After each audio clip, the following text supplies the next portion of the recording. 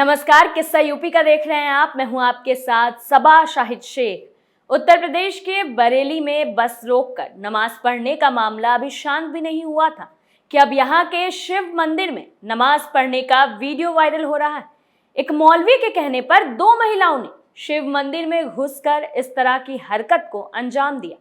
दरअसल महिलाओं का कहना है कि मौलवी ने उन्हें इस मंदिर के बारे में बताया था, कहा था कि यहाँ बैठकर नमाज पढ़ने से उनकी सारी बाधा खत्म हो जाएगी। इसी पर चर्चा के लिए हमारे साथ मौजूद है कैपिटल टीवी के एग्जीक्यूटिव एडिटर राजीव जी। राजीव जी, बहुत बहुत स्वागत है आपका। धन्यवाद।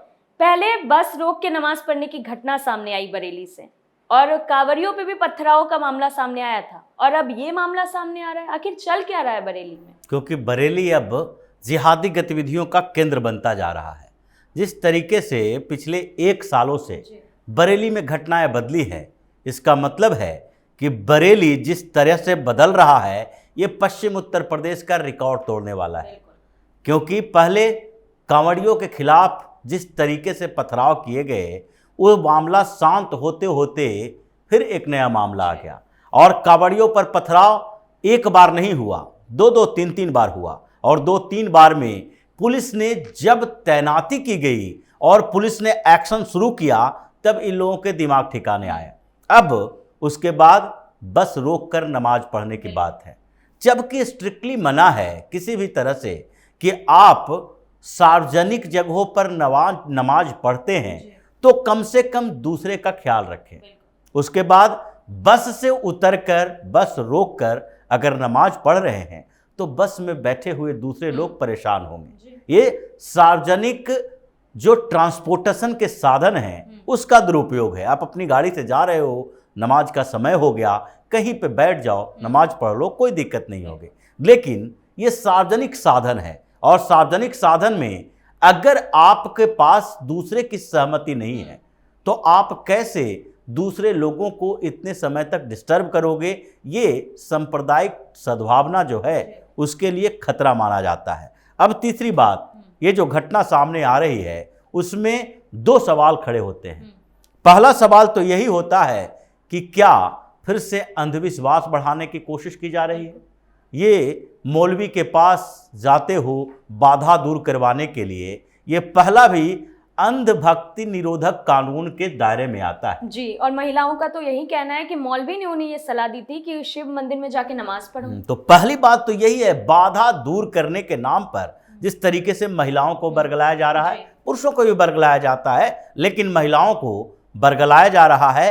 ये अंधश्रद्धा भक्ति के खिलाफ जो कानून बने हैं, जिसमें आप किसी दैवीय चमत्कार के नाम पर किसी को बेवकूफ़ नहीं बना सकते, और इस बात के लिए अगर किसी का इस्तेमाल करते हो तो इसका मतलब आप सजा के हकदार हो जाओगे। पहली बात तो अंधभक्ति, अंधश्रद्धा को बढ़ावा देना है। ये जादुई तरीके जो होते हैं उसके खिलाफ पहला मामला मौलवी के खिलाफ बनना चाहिए। दूसरी बात यह है कि इन महिलाओं को शिव मंदिर में भेजा गया।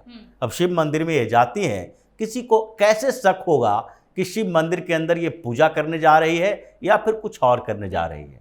जब ये अंदर गई पूजा करने के नाम पर, जब इन लोगों ने नमाज पढ़ना शुरू किया तो आसपास के लोगों को शक हुआ, पता चला कि ये कुछ और कर रही है। उसके बाद उन लोगों ने इनसे पूछताछ शुरू की, इन 2 महिलाओं को से पूछताछ शुरू की गई। तब इसने बताया कि हमसे तो ये कहा गया था, और हम गए थे कहाँ? मजार पर, वहाँ मौलवी साहब थे, उन्होंने हमें शिव मंदिर में नमाज पढ़ने के लिए कहा। अब ये दूसरा सवाल को पैदा करता है कि क्या उत्तर प्रदेश को जलाने की कोशिश की जा रही है?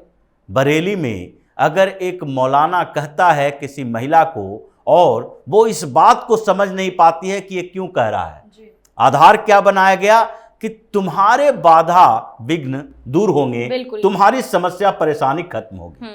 तो इससे ये भी अंदाजा लगाया जा सकता है कि कांवड़ियों पर पथराव में भी इन मौलानाओं का ही हाथ हो, इन्हीं लोगों ने बरगलाया हो। बिल्कुल, जिस तरीके से कांवड़ियों के पथराव पर भी जो चीजें सामने आई थी, उसमें क्या कहा गया था? मस्जिद पर से पत्थर फेंके गए।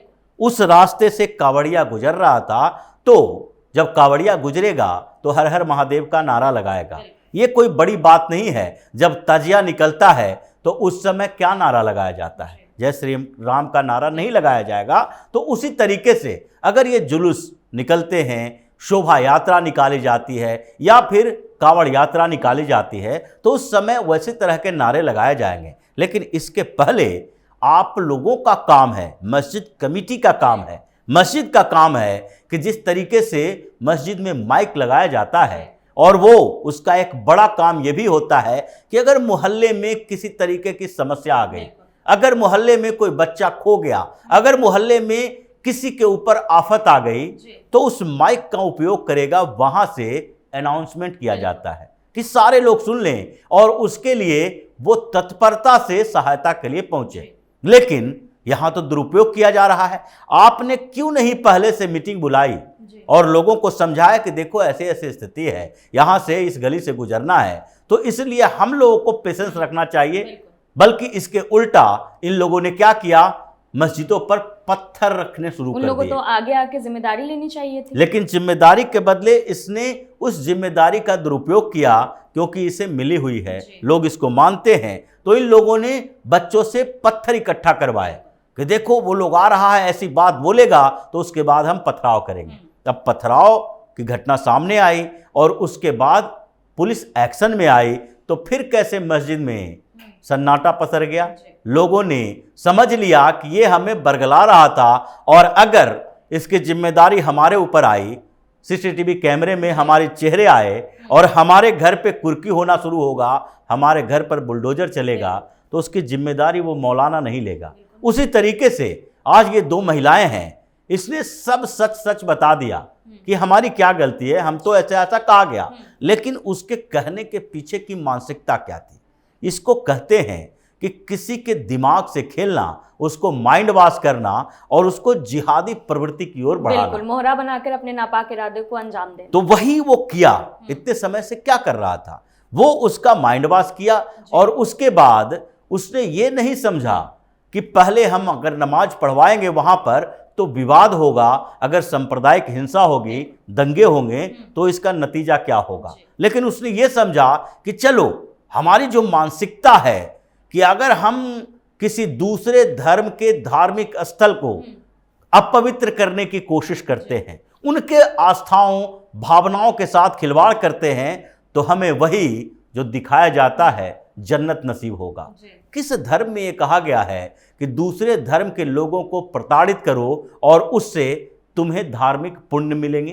कोई भी ऐसा धर्म दुनिया का नहीं है जिसमें ये बातें कही गई है। लेकिन हिंदुस्तान में इन लोगों को जो बताया जाता है और जिस तरीके की शिक्षा दी जाती है, उसी का नतीजा ये सामने आया है। यही कारण है कि अब क्यों कहा जा रहा है कि मदरसों की शिक्षा व्यवस्था में बदलाव करना होगा। ये मौलवी बनते हैं, मौलाना बनते हैं, तो कहाँ से पढ़ाई करके आते हैं? उन्हीं मदरसों से पढ़ाई करके आते हैं जहाँ पर अभी तक साइंटिफिक एजुकेशन नहीं दिए जा रहे थे। और ये वहाँ से बन के आते हैं, मज़ारों पे जाते हैं, वहाँ से बन के आते हैं, मस्जिद में जाते हैं, फिर उसी मदरसे में कहीं जॉब कर लेते हैं, नौकरी कर लेते हैं, शिक्षक बनते हैं। लेकिन इनकी मानसिकता वही जो मदरसे में बार बार पढ़ाया जाता है कि तुम अगर काफिरों के साथ ऐसा करोगे, अगर दूसरे के साथ ऐसा करोगे, अगर दूसरे धर्म को नुकसान पहुंचाओगे, तो तुम्हारा फायदा होगा, जन्नत नसीब होगी। ये मानसिकता जो घटिया मानसिकता है, वो ऐसे ही दंगे पैदा करता है। उस मौलवी ने यही समझा कि इन दोनों महिलाओं, जो कि एक सीधी सादी महिला हो सकती है, जिसने अगर इसके अंदर कोई ऐसी भावना होती, अगर इन दोनों महिलाओं ने उस कॉन्स्पिरेसी में हिस्सा ली होती, तो ये तुरंत नहीं बताती कि ये मौलाना साहब ने हमको ऐसा कहा था। वो उसको मोड़ने की कोशिश करती कि हम यहाँ पर क्यों आए हैं। लेकिन उसने साफ साफ बता दिया कि हमें तो ऐसे भेजा गया है। अब इस भेजे जाने के पीछे की मानसिकता यही है। और इस मानसिकता का परिणाम क्या हुआ? जैसे ही ये जानकारी मिली, वहाँ के हिंदू संगठन एक्टिव हो गए और जो मांग की गई है डीजीपी से, वहाँ के कमिश्नर से, एसएसपी से और योगी आदित्यनाथ से भी ये मांग की गई कि इन लोगों पर एक्शन लो। अगर एक्शन नहीं लिया जाता है तो उसके बाद बरेली में आगे क्या होगा उसकी जिम्मेदारी हमारी नहीं है। मतलब अगर आगे बरेली में कोई बड़ा दंगा होता है तो उसमें सबसे ज़्यादा नुकसान किसका होगा?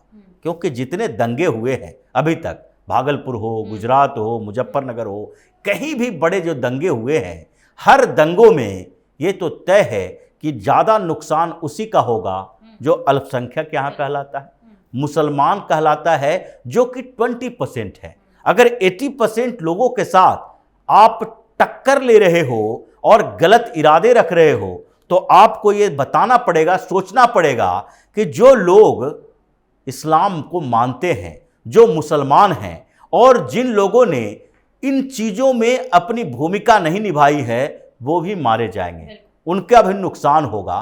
तो ऐसे कुकृत्य करने वाले लोगों को पहले सजा मिलनी चाहिए। और जिस तरीके से योगी आदित्यनाथ ने आदेश दिया है, ये भी एक बड़ी चीज है, जिसको लेकर कहा जा रहा है कि इतने सांप्रदायिक तनाव के बावजूद, जिस तरीके से कॉन्स्पिरेसी की जा रही है, उसके बावजूद बरेली में अभी तक दंगा नहीं हुआ, मुजफ्फरनगर में दंगा नहीं हुआ, कांवड़ यात्रा के दौरान कुछ जगहों पे पत्थरबाजी तो हुई, लेकिन दंगा नहीं हुआ, क्योंकि लोगों को विश्वास है कि प्रशासन अपना काम कर लेगी। जो लोग साजिश कर रहे हैं, जो लोग ऐसा काम कर रहे हैं, उसको सजा मिलेगी। और जब आदमी के अंदर विश्वास ये हो जाता है कि हमें न्याय मिल जाएगा, तो वो खुद को कानून से ऊपर नहीं समझता, कानून के अपने हाथों में नहीं लेता। बरेली में भी यही होने वाला है। मौलाना को भी सजा मिलेगी और इन महिलाओं को भी बताया जाएगा कि अगर कुछ ऐसी बात होती है तो कम से कम इस पर सोच लो, अपने परिवार वालों से बात कर लो,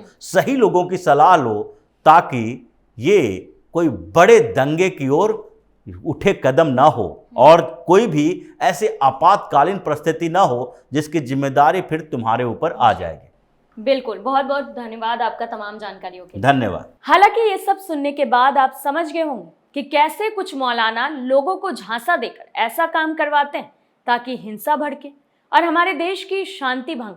ऐसे कट्टरपंथ लोगों पर लगाम लगाना बेहद जरूरी, वरना ये हमारे देश को तबाह कर देंगे। फिलहाल के लिए किस्सा यूपी का में इतना ही। देखते रहिए कैपिटल टीवी उत्तर प्रदेश। नमस्कार।